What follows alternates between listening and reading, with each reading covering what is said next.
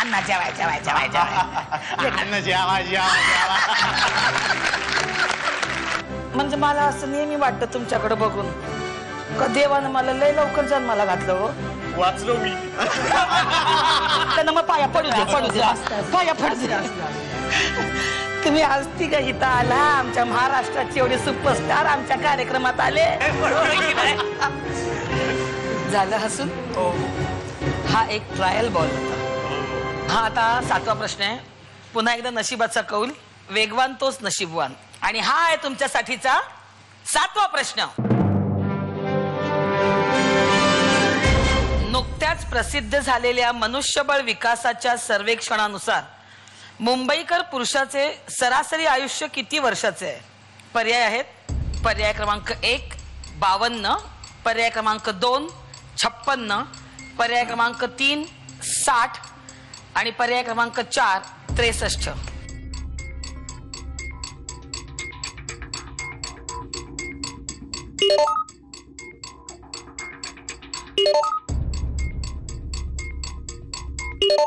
तिघांनी उत्तर डिपॉझिट केलेली आहेत.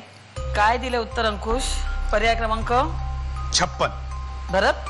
पर्याय क्रमांक 3 60. आणि सिद्धू? मी 52 दिले. आणि या प्रश्नाचं योग्य उत्तर आहे पर्याय क्रमांक 1 52.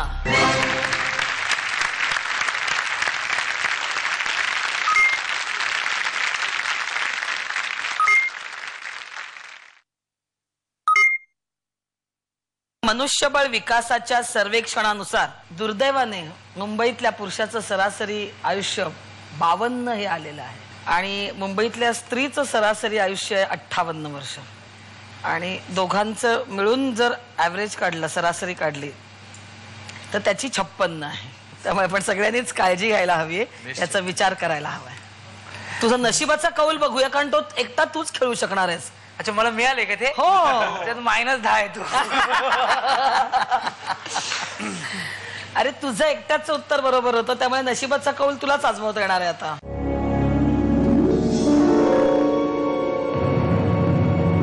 दोघांचं झाले आता. बोल, काय वाटतं नशिबाबद्दल? काय मी नेहमीच मानतो, म्हणजे जेव्हा आल्यापासून जन्माला आल्यापासून ह्या गोष्टीवर माझा विश्वास आहे की 100% performance plus 100% luck is equal to success. 10 20 30 40 50 60 70 80 90 100. म्हणजे ते असं म्हणणार मग तू. आता इकडून मोज.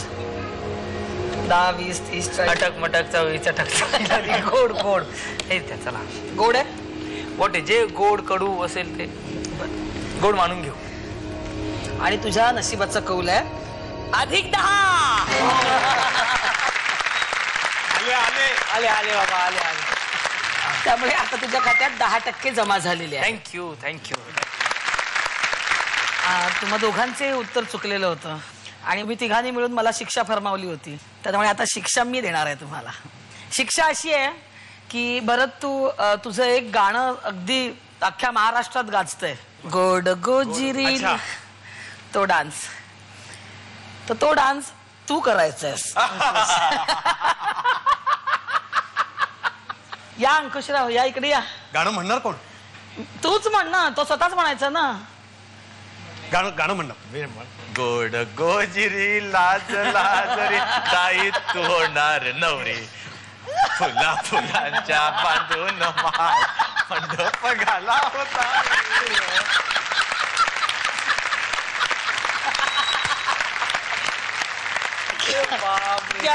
क्या बात आहे. तुला माहितीये अंकुश, खरं तर हे खूप कठीण असतं एखाद्या चांगल्या डान्सरला की ऑफबीट नाचणं.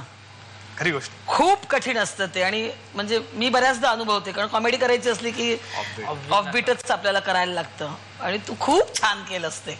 आता भरत, समज तू अंकुश आहेस आणि अंकुशला ज्या मुली भेटायला येतात किंवा त्या कशा फिदा होऊन प्रपोज करतात अंकुशला, आणि तेव्हा तसं मी तुला प्रपोज करणार. मला अंकुश तू अंकुश सारखं वागायचंस. ये बघा, अंकुशच मित्र आहे म्हणून त्याचं काही आडपडदा ठेवायचं नाही, लक्षात ठेव. अच्छा बरं हा Style आहे, अच्छा स्टाईल आहे का अंकुशची ओके मला तुमचं काम खूप आवडतं हा थँक्स.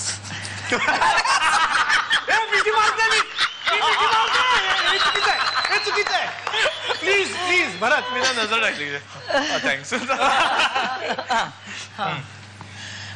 आणि मला यु नो अरे असं नको. सांगतो एक किस्सा- इंग्लिश बोललं तर माझा प्रॉब्लेम. अंकुश आहे पण आतल्या भरतला प्रॉब्लेम इंग्लिश बोल. बरं बरं ठीक आहे मराठी मराठीमध्ये आपण म्हणजे मी ते तुमचं काम बघितलं अमुक अमुक चित्रपटामधलं ओके थँक्यू ठीक आहे. आणि अच्छा म्हणजे आधीच हात का बरं हा तुम्हाला कसं जमतो इतकं छान काम करायला थँक्यू आवडलं ना थँक्स. त्याचा एक प्लस पॉईंट सांगतो मी. त्याला कळतं बरोबर कुठली मुलगी कुठल्या उद्देशाने आली आहे आणि तो जास्त इंटरेस्ट करत नाही त्यावेळेस. त्यावेळेस करत नाही त्यावेळेस हे महत्वाचं आपण जास्त बोलू दे त्याला कळतं की आता हे आणखीन काहीतरी 4 गोष्टी बोलणार तोपर्यंत तो बऱ्यापैकी चॅप्टर क्लोज करण्याचा प्रयत्न असतो. बरोबर पण अंकुश आलो रे.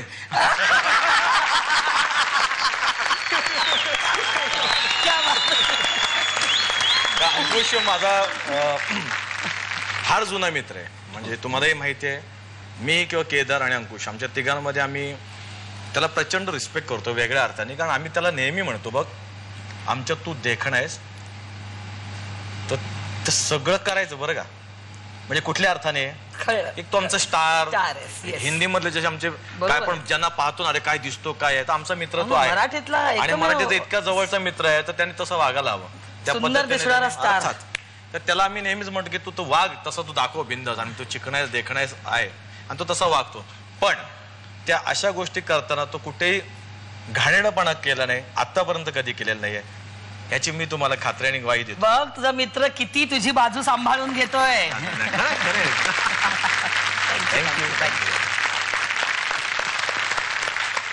याच्या आधीच तुमचं दोघांचे उत्तर चुकलेलं होतं. येस त्यामुळे आता पुढे नीट खेळा.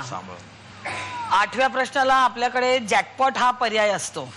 भरत तू जॅकपॉट घेऊ शकतोस म्हणजे आता सिद्धूच्या खात्यात आहेत 50%. तू जर जॅकपॉट घेतलास आणि तू योग्य उत्तर दिलंस तर तू त्याच्या खात्याची बरोबरी करू शकतोस. म्हणजे अंकुशच्याही खात्यात 50%. तू जॅकपॉट घेतलास तर तुझ्या खात्यात 50% डायरेक्ट जमा होतील. पण जॅकपॉट घेऊन जर चुकीचं उत्तर दिलं तर हा खेळ इथे सोडायला लागेल. असंही मी चुकलो तरी मला निघावंच लागणार आहे. बरोबर आहे. तू जॅकपॉट घेतोयस. हो वा अभिनंदन. अंकुश तू जर जॅकपॉट घेतलास तर तू भरतला तो आहे तिथेच रोखू शकतोस. नाही मला सिद्धू संबंधच येत नाही. आम्ही प्रयत्न असं करणार नाही की त्यांना रोखण्याचा प्रयत्न आयुष्यात कधी करणार नाही. ह्या खेळातही नाही. उलट त्यांनी यावं उत्तर बरोबर यावं त्यांचं आणि त्यांनी यावं परत यावं. तुमच्या तिघांच्या दोस्तीसाठी एक बार. आणि जॅकपॉट साठीचा हा आहे तुमच्यासाठीचा 8वा प्रश्न. मराठी चित्रपटांमध्ये कोणत्या अभिनेत्याने आजपर्यंत सर्वोत्कृष्ट अभिनेता म्हणून सर्वाधिक वेळा राज्य पुरस्कार पटकावले? पर्याय आहेत. पर्याय क्रमांक 1 चंद्रकांत गोखले, पर्याय क्रमांक 2 निळू फुले, पर्याय क्रमांक 3 अशोक सराफ आणि पर्याय क्रमांक 4 डॉक्टर श्रीराम लागू.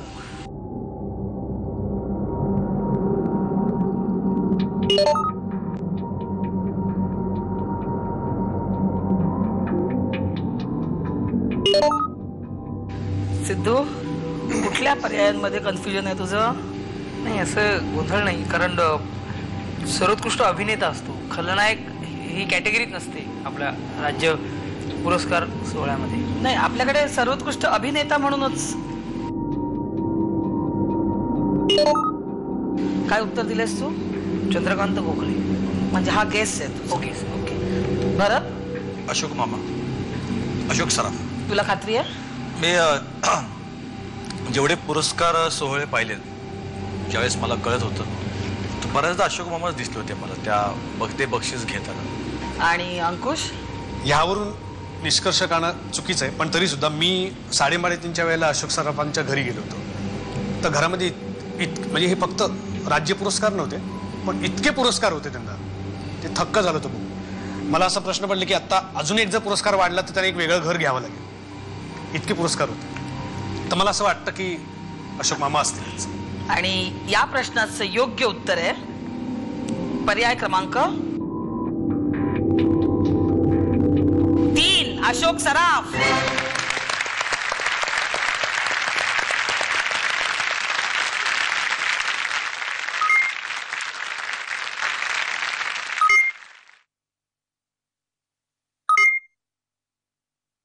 आतापर्यंत 5 वेळा त्यांना सर्वोत्कृष्ट अभिनेता म्हणून पुरस्कार मिळालेला आहे. आणि सलग 3 वर्ष सर्वोत्कृष्ट विनोदी अभिनेत्रीचं पारितोषिक माहिती कोणाला मिळालं? सलग 3 वर्ष. आणि कोण म्हणजे हे मी सांगून त्यांना हे ज्ञान मला माहिती आहे. तर हा आहे तुमच्यासाठीचा 9वा प्रश्न. रामायणामध्ये अक्षय कुमार नावाचं पात्र आहे, त्याच्या पित्याचं नाव काय होतं? पर्याय आहेत. पर्याय क्रमांक 1 बिभीषण, पर्याय क्रमांक 2 कुंभकर्ण, पर्याय क्रमांक 3 कुबेर आणि पर्याय क्रमांक 4 रावण.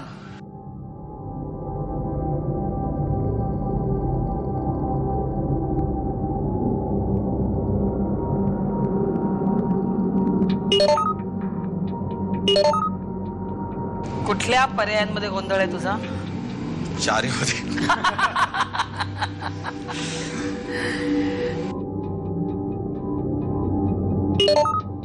परीक्षेला बसताना सुरुवातीला ऑब्जेक्टिव्ह खूप सोपे येतात आणि नंतर एक मोठा प्रश्न येतो आपला चेहरा कसं होत आहे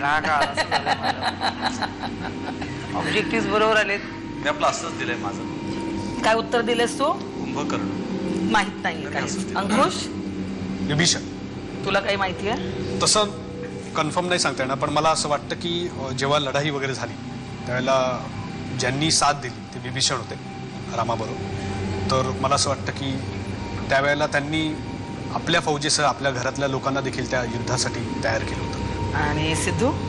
मला पर्याय नाही, पण मी तर कुंभकर्ण, कारण मी असं लॉजिक लावलं की म्हणजे मला रामायणातलं काहीच माहिती नाही, जास्त माहिती नाही. जे काय सिरियल्स किंवा पाहिले त्यातच म्हणजे ही कथा जी नॉर्मल माहिती आहे तीच. आणि या प्रश्नाचं योग्य उत्तर आहे पर्याय क्रमांक 4 रावण.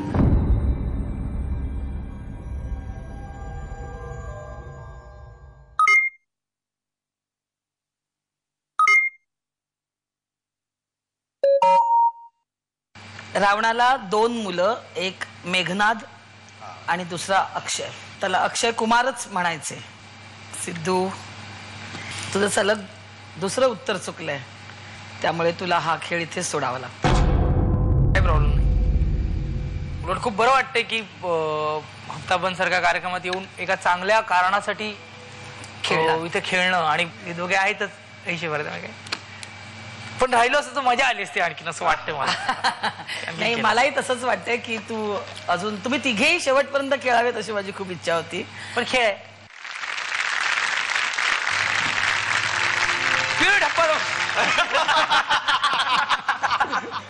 प्रॉब्लेम आहे जागेचा, बघा काय ते. पण बोल एकदा बोल, छान वाटतंय. प्युअर हप्ताबंद मध्ये तुमच्या सगळ्यांचं स्वागत. आणि पुढच्या एपिसोड पासून मीच असेन, त्यामुळे काळजी करू नका.